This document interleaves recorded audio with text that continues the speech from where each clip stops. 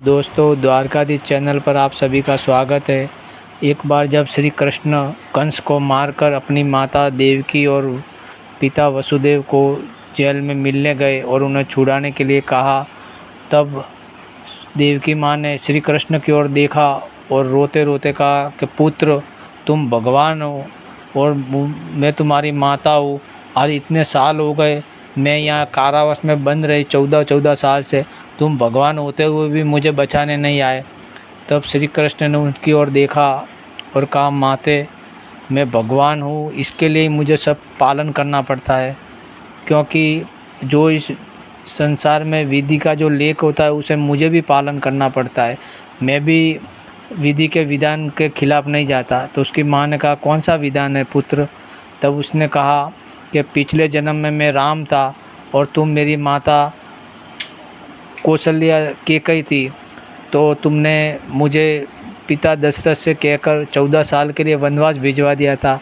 तब मैं 14 साल वनवास गया और मेरी माता कौशल्या मेरे लिए 14 वर्ष तक विलाप करती रही और मेरा इंतज़ार करती रही।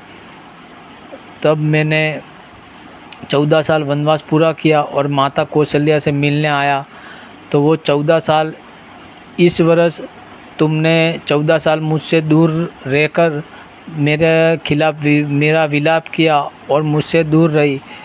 तो उसने कहा कि मैं कौन हूँ? तब उन्होंने कहा, श्री कृष्ण भगवान ने कहा, तुम पिछले जन्म में कैकई थी। तो बोले, जो यशोदा है वो कौशल्या थी, इसलिए मेरा जन्म होते ही मुझे गोकुल भेज दिया गया। जो पिछले जन्म में 14 साल उसने मेरे बिगड़ निकाले थे, तो इस जन्म में मैंने 14 साल उसके पास रहकर वो ऋण चुका दिया।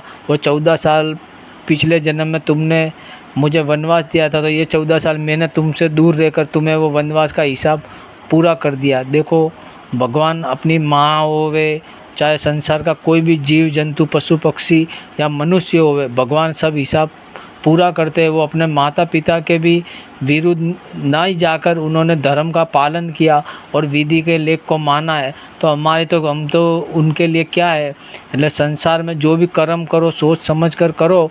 जब उन्होंने अपने माता पिता को भी विधि का विधान सिखा दिया, तो अपने तो क्या चीज़ है। इतना हमेशा याद रखो, એટલે कर्म करने पर ध्यान दो। दोस्तों, ये जो वीडियो है आपको पसंद आया हो तो मेरे वीडियो को लाइक शेयर सब्सक्राइब करना और मेरे चैनल को सब्सक्राइब ज़रूर करना। मैं ऐसे ही धार्मिक भगवत गीता के और मोटिवेशन वीडियो लाता रहूँगा। जय श्री कृष्णा।